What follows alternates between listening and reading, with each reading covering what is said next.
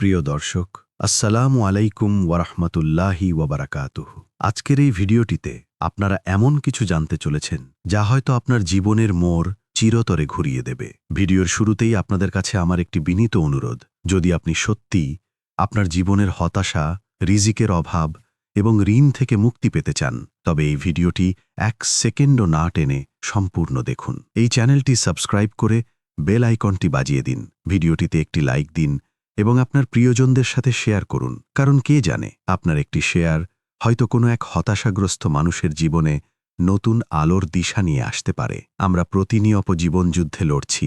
মাসের শেষে যখন পকেট শূন্য হয়ে যায়, যখন সন্তানের মুখের দিকে তাকিয়ে তার একটি ছোট আবদার পূরণ করার সামর্থ্য থাকে না, তখন একজন বাবার বুকের ভেতর যে কতটা রক্তক্ষরণ হয় তা কেবল সেই বাবাই জানেন।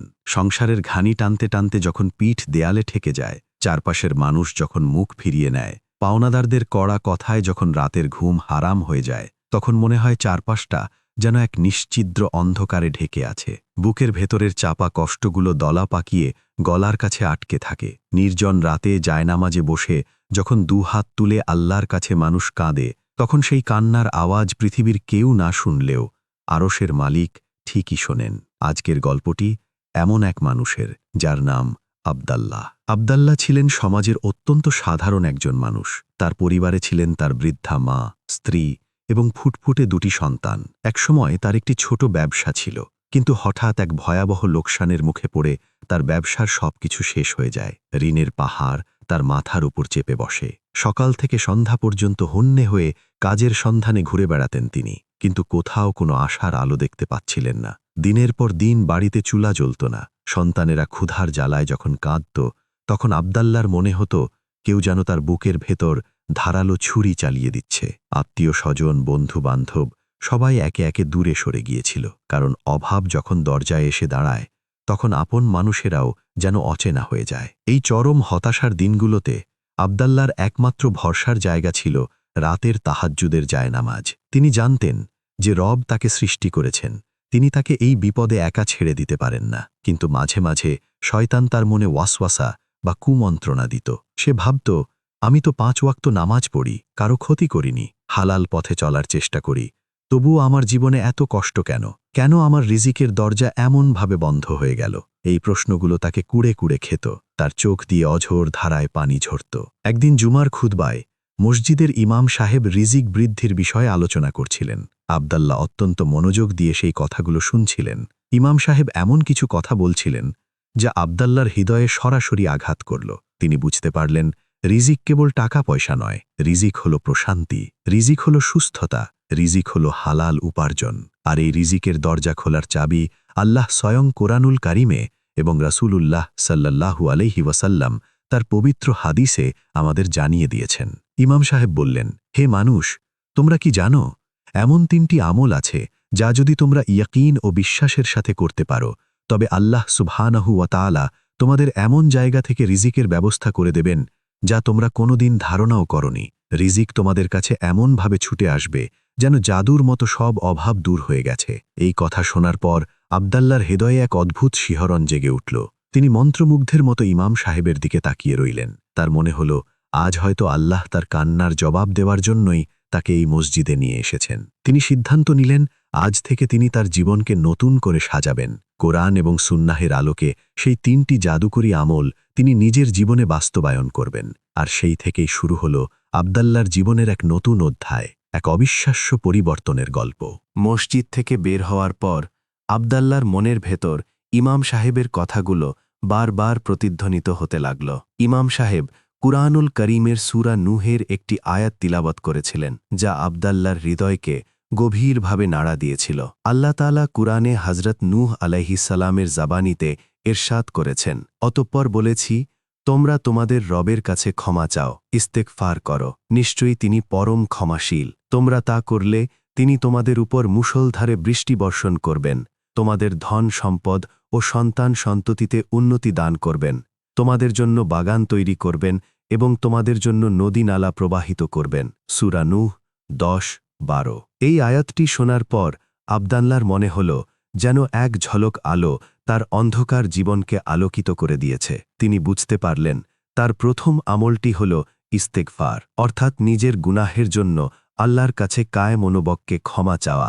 আমরা অনেক সময় বুঝতে পারি না যে আমাদের ছোট বড় গুনাহগুলোই আমাদের রিজিকের পথে সবচেয়ে বড় বাধা হয়ে দাঁড়ায়। রাসূলুল্লাহ সাল্লাল্লাহু আলাইহি ওয়াসাল্লাম বলেছেন, মানুষ তার পাপের কারণেই রিজিক থেকে বঞ্চিত হয়। এই কথাটি আবদাল্লার বুকে তীরের মতো বিঁধল। তিনি ভাবতে লাগলেন, হয়তো তার অজান্তেই এমন কোনো পাপ হয়ে গেছে যার কারণে আজ তার এই দুরবস্থা। আবদাল্লাহ বাড়িতে ফিরে এলেন।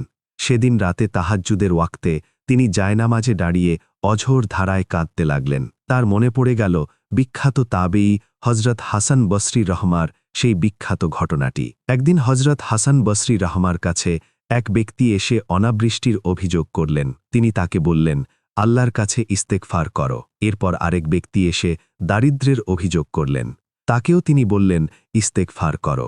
তৃতীয় এক ব্যক্তি এসে সন্তান না হওয়ার দুঃখ প্রকাশ করলেন। তাকেও তিনি একই উত্তর দিলেন, ইস্তেগফার করো। উপস্থিত লোকেরা অবাক হয়ে জিজ্ঞেস করলেন, হুজুর, সবার সমস্যার সমাধান কি একটাই? তখন হজরত হাসান বসরি রহমা সূরা নূহের সেই আয়াতটি তিলাওয়াত করে বুঝিয়ে দিলেন যে সকল সমস্যার চাবিকাঠি হল আল্লাহর কাছে ক্ষমা প্রার্থনা করা। আবদাল্লাহ নিজের জীবনের প্রতিটি মুহূর্তের কথা স্মরণ করতে লাগলেন। তিনি আল্লাহর দরবারে হাত তুলে ফুপিয়ে ফুপিয়ে কাঁদতে কাঁদতে বললেন, হে আমার রব, হে আসমান ও জমিনের মালিক, আমি এক গুনাহগার বান্দা। আমার পাপের কোনো সীমা নেই। আমি হয়তো এমন অনেক গুনাহ করেছি যা আমি নিজেই জানি না। হে দয়াময়, আপনি আপনার অসীম দয়ায় আমাকে ক্ষমা করে দিন। আমার রিজিকের বন্ধ দরজাকে আপনি খুলে দিন। তার চোখের পানিতে জায়নামাজ ভিজে গেল। তিনি শুধু মুখে আস্তাগফিরুল্লাহ পড়ছিলেন না, বরং তার হৃদয়ের প্রতিটি স্পন্দন যেন আল্লাহর কাছে ক্ষমা ভিক্ষা করছিল। তিনি উপলব্ধি করলেন, ইস্তেগফার শুধু একটি শব্দ নয়, এটি হল রবের প্রতি বান্দার নিঃশর্ত আত্মসমর্পণ। এটি হল নিজের অহংকারকে চূর্ণ করে আল্লাহর রহমতের ভিখারি হয়ে যাওয়া। পরদিন সকাল থেকে আবদাল্লার মুখে আর কোনো কথা নেই, কেবল একটাই জিকির, আস্তাগফিরুল্লাহ। তিনি রাস্তায় হাঁটছেন, মুখে ইস্তেগফার। কাজের সন্ধান করছেন, মুখে ইস্তেগফার। রাতে ঘুমানোর আগে, ঘুম থেকে ওঠার পর প্রতিটি মুহূর্তে তিনি আল্লাহর কাছে ক্ষমা চাইতে লাগলেন। তার এই আমলটি এতই গভীর ছিল যে কয়েকদিনের মধ্যেই তিনি নিজের ভেতরে এক অদ্ভুত প্রশান্তি অনুভব করতে শুরু করলেন। তার অভাব তখনও দূর হয়নি, পাওনাদারদের চাপ তখনও ছিল, কিন্তু তার ভেতরের ভয় আর হতাশা যেন কোথায় হারিয়ে গেল। তার মনে এক দৃঢ় বিশ্বাস জন্ম নিল যে আল্লাহ তাকে ক্ষমা করতে পারেন, তিনি নিশ্চয়ই তাকে রিজিকও দেবেন। এই প্রশান্তিই ছিল তার রিজিক বৃদ্ধির প্রথম নিদর্শন। কারণ অন্তরের প্রশান্তিই হল পৃথিবীর সবচেয়ে বড় সম্পদ। ইস্তেগফারের মাধ্যমে আবদাল্লাহ যেন তার আত্মাকে পরিষ্কার করে নিচ্ছিলেন। তিনি প্রস্তুত হচ্ছিলেন আল্লাহর সেই অশেষ রহমতের জন্য, যা খুব শীঘ্রই তার জীবনে জাদুর মতো নেমে আসার অপেক্ষায় ছিল। তিনি জানতেন, ইস্তেগফারের এই মেঘ থেকে একদিন রহমতের বৃষ্টি ঝরবেই। ইস্তিগফার বা ক্ষমা প্রার্থনার আমলটি আবদাল্লার জীবনের অবিচ্ছেদ্য অংশে পরিণত হল। আগে যেখানে সারাদিন অভাব আর দুশ্চিন্তায় তার মন ভারাক্রান্ত থাকত, সেখানে এখন এক পবিত্র নীরবতা আর প্রশান্তি বিরাজ করছে। তিনি লক্ষ্য করলেন, আস্তাগফিরুল্লাহ পড়ার সাথে সাথে তার ভেতরে জমে থাকা কষ্টগুলো যেন হালকা হতে শুরু করেছে। অভাবের তাড়নায় তিনি পথে পথে ঘুরতেন ঠিকই, কিন্তু এখন আর তার চোখে মুখে কোনো অভিযোগ নেই, কেবলই রবের প্রতি এক অদ্ভুত নির্ভরতা। সপ্তাহখানেক পার হয়ে গেল। একদিন আবদাল্লাহ বাজারের পাশ দিয়ে যাচ্ছিলেন। পকেটে একটি কানাকড়িও নেই। বাড়িতে স্ত্রী আর সন্তানেরা হয়তো তার অপেক্ষায় বসে আছে। এমন সময় তিনি দেখলেন একটি মুদির দোকানের সামনে কিছু মালপত্র এলোমেলো হয়ে পড়ে আছে এবং দোকানের মালিক একা সেগুলো গোছাতে হিমশিম খাচ্ছেন। আবদাল্লার মনে হল এই লোকটিকে সাহায্য করা উচিত। তিনি এগিয়ে গিয়ে কোনো পারিশ্রমিকের আশা না করেই লোকটিকে মালপত্র গোছাতে সাহায্য করলেন। কাজ শেষে যখন তিনি বিদায় নিচ্ছিলেন, তখন দোকানদার তাকে ডেকে বললেন, ভাই, আপনি আমাকে অনেক বড় বিপদ থেকে বাঁচিয়েছেন, এই নিন আপনার পারিশ্রমিক। আবদাল্লার হাতে কিছু টাকা গুজে দিলেন তিনি। এই সামান্য কিছু টাকা আবদাল্লার কাছে কোটি টাকার চেয়েও মূল্যবান মনে হল। তিনি আকাশের দিকে তাকিয়ে মনে মনে বললেন, আলহামদুলিল্লাহ, হে আমার রব, আপনি আমাকে ভুলে যাননি। তিনি বুঝতে পারলেন এটি কোনো কাকতালীয় ঘটনা নয়, এটি হল তার ইস্তিগফারের ফল। রাসূলুল্লাহ সাল্লাল্লাহু আলাইহি ওয়াসাল্লাম বলেছেন, যে ব্যক্তি নিয়মিত ইস্তিগফার করবে, আল্লাহ তাকে প্রতিটি বিপদ থেকে উদ্ধারের পথ বের করে দেবেন এবং প্রতিটি দুশ্চিন্তা থেকে মুক্ত করবেন, আর তাকে এমন উৎস থেকে রিজিক দেবেন যা সে ধারণাও করতে পারবে না। আবদাল্লাহ যেন আজ এই হাদিসের বাস্তব প্রমাণ নিজের চোখে দেখলেন। টাকাগুলো নিয়ে তিনি বাড়িতে গেলেন এবং সামান্য কিছু খাবার কিনে পরিবারের মুখে হাসি ফোটালেন। তার স্ত্রী, যিনি ছিলেন একজন অত্যন্ত নেককার এবং ধৈর্যশীল নারী, স্বামীর এই পরিবর্তন লক্ষ্য করছিলেন। তিনি দেখলেন আবদাল্লার চেহারায় এক অদ্ভুত নূর বা আলো ফুটে উঠেছে। অভাবের মধ্যেও তাদের ছোট্ট ঘরটিতে যেন জান্নাতের শান্তি নেমে এসেছে। তবে আবদাল্লাহ জানতেন এটি কেবল শুরু। ইস্তিগফার তাকে আল্লাহর কাছাকাছি নিয়ে গেছে, কিন্তু রিজিকের বিশাল দরজা খোলার জন্য তাকে আরও কিছু আমল করতে হবে। তিনি তার ইবাদতের মাত্রা আরও বাড়িয়ে দিলেন। রাতের অন্ধকারে তিনি কেবল নিজের জন্যই নয়, বরং সমগ্র উম্মার জন্য ইস্তিগফার করতে লাগলেন। তিনি বুঝতে পারলেন মানুষের গুনাহ যখন মাফ হয়ে যায় তখন আল্লাহর রহমতের পথে আর কোনো বাধা থাকে না। দিন যেতে লাগল। আবদাল্লার ছোটখাটো কাজ জুটতে শুরু করল। হয়তো খুব বড় কোনো চাকরি বা ব্যবসা নয়, কিন্তু প্রতিদিনের খাবার কেনার মতো কিছু টাকা তিনি উপার্জন করতে পারছিলেন। পাওনাদারেরাও আগের চেয়ে কিছুটা শান্ত হয়ে গেল। একজন পাওনাদার একদিন আবদাল্লাকে বলল, ভাই, তোমার চেহারায় এমন এক সততা আর প্রশান্তি আমি দেখছি যে আমার আর তোমার কাছে কড়া ভাষায় টাকা চাইতে ইচ্ছে করছে না। তুমি সময় নাও, আস্তে আস্তে আমার টাকা শোধ করে দিও। আবদাল্লাহ অবাক হয়ে গেলেন। মানুষের অন্তর তো আল্লাহর হাতে। আল্লাহ চাইলে যে কোনো মানুষের মনকে পরিবর্তন করে দিতে পারেন। তিনি বুঝতে পারলেন যখন একজন বান্দা আল্লাহর কাছে নত হয় তখন পুরো পৃথিবীকে সেই বান্দার অনুকূলে করে দেন আল্লাহ। ইস্তিগফারের এই আমলটি আবদাল্লার জীবনের ভিত মজবুত করে দিয়েছিল। তিনি এখন পুরোপুরি প্রস্তুত ছিলেন দ্বিতীয় এবং সবচেয়ে কঠিন আমলটি করার জন্য, যা তার ঈমান আর সততার এক মহা পরীক্ষা নিতে আসছিল। আর সেই আমলটি হল তাকওয়া বা আল্লাহ ভীতি। ইস্তেগফারের মাধ্যমে আবদাল্লাহের জীবনে কিছুটা স্বস্তি ফিরে এলেও তার মাথার উপর থাকা বিশাল ঋণের বোঝা তখনও তাকে তাড়া করে বেড়াত। তিনি জানতেন এই সামান্য আয়ে সেই বিশাল ঋণ শোধ করা অসম্ভব। এরই মাঝে একদিন তার কাছে এমন এক সুযোগ এলো যা তার জীবনের মোড় পুরোপুরি ঘুরিয়ে দিতে পারত। শহরের এক প্রভাবশালী ব্যবসায়ী, যিনি আবদাল্লাহের সততা সম্পর্কে কিছুটা জানতেন, একদিন তাকে ডেকে পাঠালেন। ব্যবসায়ী তাকে একটি কাজের প্রস্তাব দিলেন। কাজটি ছিল একটি বড় সরকারি টেন্ডার পাশ করানোর জন্য কিছু অসৎ উপায় অবলম্বন করা। ব্যবসায়ী তাকে বললেন, আবদাল্লাহ, আমি জানি তুমি খুব কষ্টের মধ্যে আছো, তোমার অনেক ঋণ। তুমি যদি শুধু এই ফাইলে কিছু ভুয়া সই এবং জালিয়াতি করে আমাকে কাজটি পাইয়ে দিতে পারো, তবে আমি তোমাকে এত টাকা দেব যা দিয়ে তোমার সমস্ত ঋণ শোধ হয়ে যাবে এবং তুমি নতুন করে ব্যবসা শুরু করতে পারবে। প্রস্তাবটি শুনে আবদাল্লাহের পায়ের নিচ থেকে যেন মাটি সরে গেল। একদিকে তার ক্ষুধার্ত পরিবার, পাওনাদারদের চাপ, আর অন্যদিকে এক বিশাল অঙ্কের টাকার হাতছানি। কাজটি করলে কেউ জানবে না, কেউ তাকে ধরতেও পারবে না। কিন্তু আবদাল্লাহের হৃদয়ে তখন কোরআনের সেই অমীয় বাণী বেজে উঠল। ইমাম সাহেবের খুতবায় শোনা দ্বিতীয় আমলটির কথা তার মনে পড়ে গেল। সেটি হল তাকওয়া। আল্লাহ সুবহানাহু ওয়া তাআলা সূরা আত-তালাকের ২ এবং ৩ নম্বর আয়াতে ইরশাদ করেছেন, আর যে ব্যক্তি আল্লাহকে ভয় করে, তাকওয়া অবলম্বন করে, আল্লাহ তার জন্য উত্তরণের পথ তৈরি করে দেন এবং তাকে এমন জায়গা থেকে রিজিক দান করেন যা সে ধারণাও করতে পারে না। তাকওয়া মানে কি? তাকওয়া মানে হলো যখন কেউ দেখছে না তখনও এই বিশ্বাস রাখা যে আল্লাহ আমাকে দেখছেন। যখন পাপ করার শতভাগ সুযোগ থাকে তখন শুধু আল্লাহর ভয়ে সেই পাপ থেকে নিজেকে বিরত রাখার নামই হল তাকওয়া। আবদাল্লাহের সামনে এখন সেই তাকওয়ার পরীক্ষা। তিনি যদি আজ এই হারাম উপার্জনকে গ্রহণ করেন তবে সাময়িকভাবে তার অভাব দূর হবে ঠিকই, কিন্তু আল্লাহর সাথে তার সম্পর্ক ছিন্ন হয়ে যাবে। হারাম রিজিক তাঁর এবং তার পরিবারের শরীরে প্রবেশ করবে, যা তাদের দোয়ায় প্রতিবন্ধকতা সৃষ্টি করবে এবং পরকালে জাহান্নামের আগুনে পোড়াবে। তিনি কিছুক্ষণ নিশ্চুপ হয়ে দাঁড়িয়ে রইলেন। তার মনে পড়ল হযরত আবু বকর রাদিয়াল্লাহু আনহুর কথা। একবার হযরত আবু বকর রাদিয়াল্লাহু আনহু না জেনে একটি সন্দেহজনক খাবার খেয়ে ফেলেছিলেন। যখন তিনি জানতে পারলেন যে খাবারটি হারাম উপায়ে অর্জিত, তখন তিনি নিজের গলায় আঙুল দিয়ে বমি করে সেই খাবার বের করে ফেলেছিলেন এবং বলেছিলেন, যদি এই খাবার বের করার জন্য আমার প্রাণও চলে যায় তবুও আমি তা বের করব। সাহাবায়ে কেরামের এই অতুলনীয় তাকওয়ার কথা স্মরণ করে আবদাল্লাহের চোখে জল ভরে উঠল। তিনি দৃঢ় কণ্ঠে সেই ব্যবসায়ীকে বললেন, সাহেব, আমার পরিবার হয়তো না খেয়ে মারা যাবে, আমাকে হয়তো ঋণের দায়ে জেলে যেতে হবে, কিন্তু আমি আমার রবের সাথে বেঈমানি করতে পারব না। আমি হারাম পথে এক পয়সাও উপার্জন করতে রাজি নই। আমার আল্লাহই আমার জন্য যথেষ্ট। এই বলে তিনি সেই ব্যবসায়ীর চেম্বার থেকে বেরিয়ে এলেন।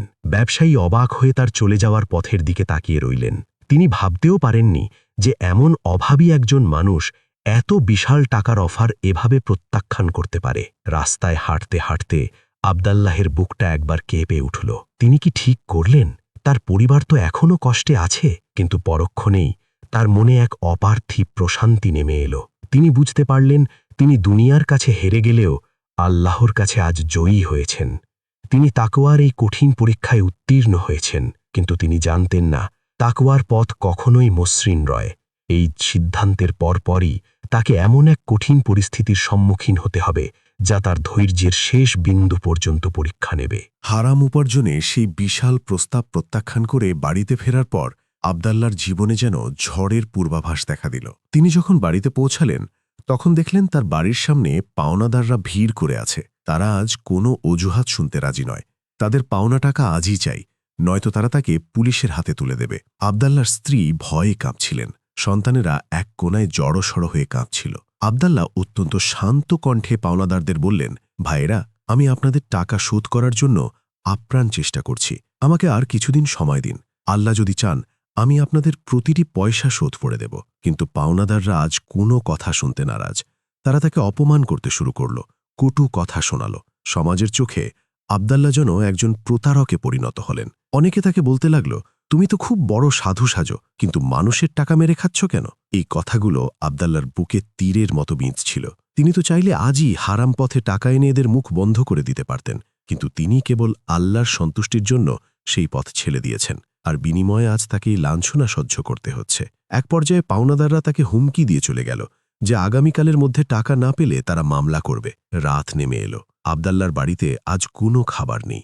সন্তানেরা ক্ষুধার জ্বালায় কাঁদছে। তার স্ত্রী, যিনি সব সময় তাকে সাহস জুগিয়েছেন, আজ তিনিও ডুকরে কেঁদে উঠলেন। তিনি বললেন, ওগো, আল্লাহ কি আমাদের এই কষ্ট দেখছেন না? আমরা তো কেবল তারই ভয়ে হারাম থেকে বেঁচে আছি। তবে কেন আমাদের এই পরীক্ষা? আব্দাল্লাহ স্ত্রীকে সান্ত্বনা দিয়ে বললেন, হে আমার সঙ্গিনী, নিরাশ হও না। কুরআনে আল্লাহ বলেছেন, নিশ্চয়ই কষ্টের সাথেই স্বস্তি রয়েছে। সূরা ইনশিরাহ। তুমি কি জানো না নবীদের জীবনে এর চেয়েও বড় পরীক্ষা এসেছিল? তুমি কি হযরত আইয়ুব আলাইহিসসালামের কথা ভুলে গেছ? তিনি বছরের পর বছর অসুস্থ ছিলেন। তার সব সম্পদ শেষ হয়ে গিয়েছিল।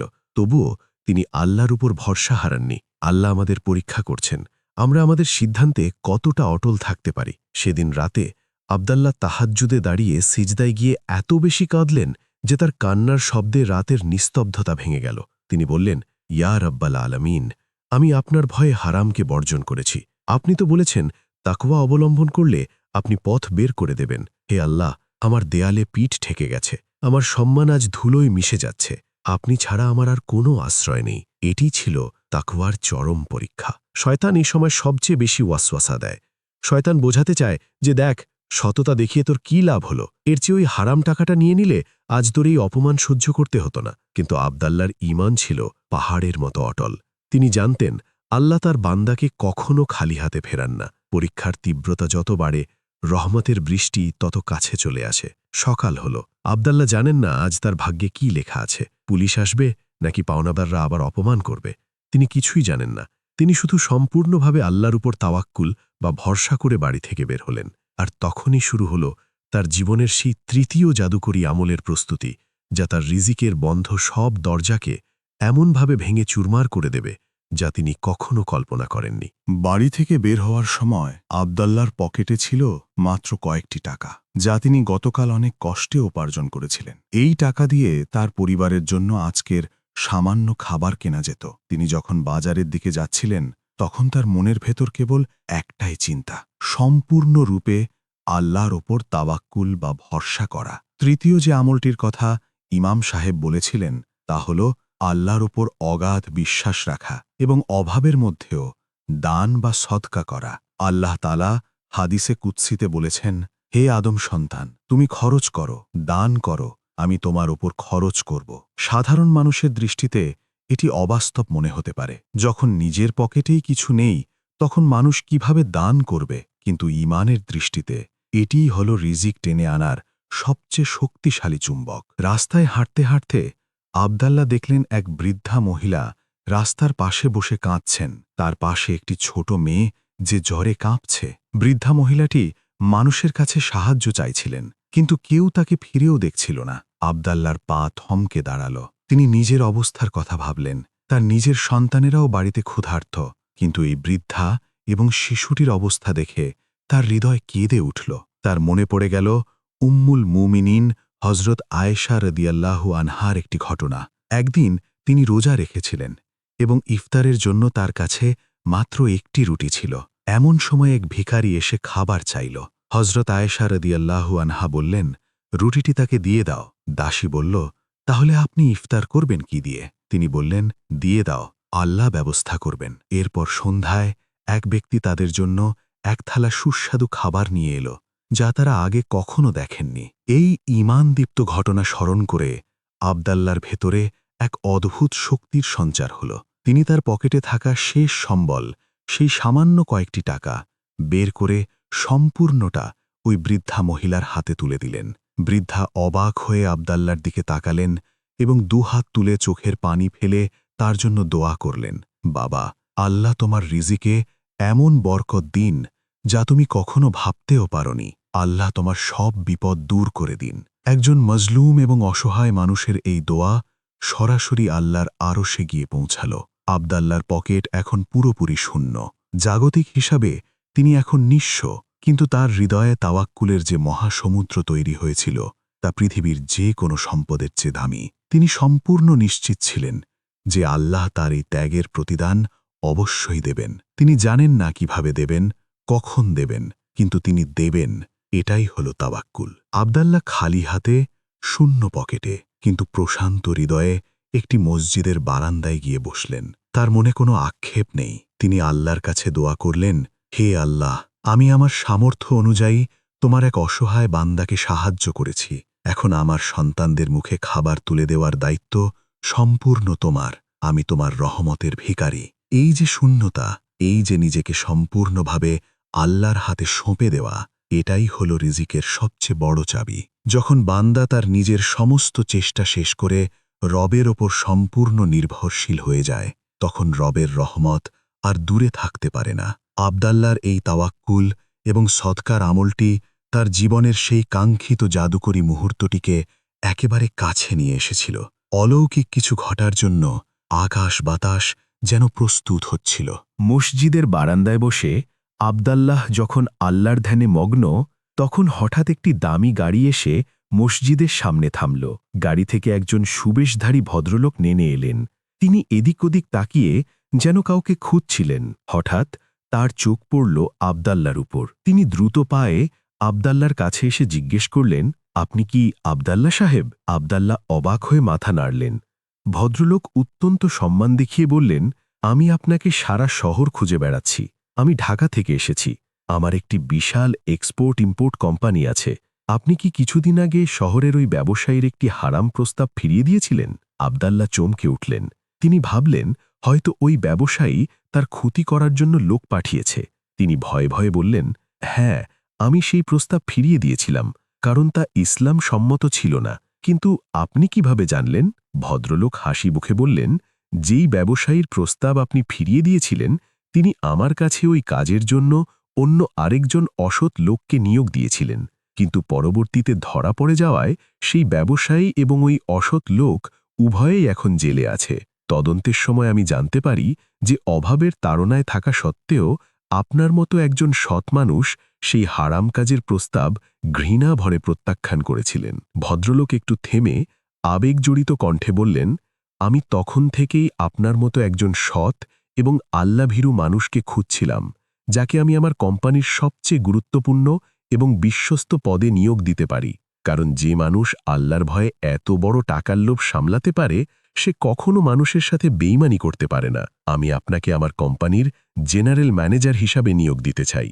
আপনার বেতন হবে আপনার কল্পনারও অতীত, আর আপনার যাবতীয় ঋণ পরিশোধ করার জন্য আমি আজই আপনাকে একটি বিশাল অঙ্কের অ্যাডভান্স চেক দিচ্ছি, যা সম্পূর্ণ হালাল। আবদাল্লার মনে হল আকাশ থেকে যেন রহমতের বৃষ্টি ঝরছে। তার দুই চোখ দিয়ে অঝোর ধারায় পানি পড়তে লাগল।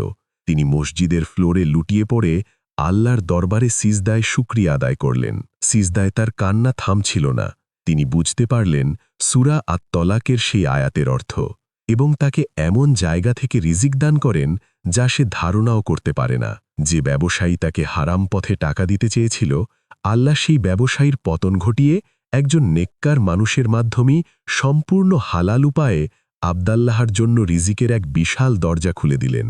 তার ইস্তিগফারের চোখের জল, তাকওয়ার কঠিন পরীক্ষা আর শেষ সম্বলটুকু সদকা করে তাওয়াক্কুল করার যে আমল, সবকিছু মিলে আজ তার জীবনে এক জাদুকরী পরিবর্তন নিয়ে এসেছে। সেই দিনই আবদাল্লাহ তার সমস্ত পাওনাদারদের ঋণ কড়ায় গণ্ডায় শোধ করে দিলেন। তার পরিবারের মুখে হাসি ফুটল। যে সমাজ তাকে অপমান করেছিল, আজ সেই সমাজ তাকে সম্মানের চোখে দেখতে শুরু করল। কিন্তু এত সম্পদ এবং সম্মান পাওয়ার পরও আবদাল্লাহ একটুও অহংকারী হলেন না, বরং তিনি রাতের অন্ধকারে আগের চেয়ে আরও বেশি ইস্তিগফার এবং তাহাজ্জুদে মগ্ন হলেন। প্রিয় দর্শক, আবদাল্লাহর এই গল্পটি কোনো রূপকথা নয়। কুরআন এবং সুন্নাহর আলোকে পরিচালিত প্রতিটি মুমিনের জীবনের এটি একটি বাস্তব চিত্র।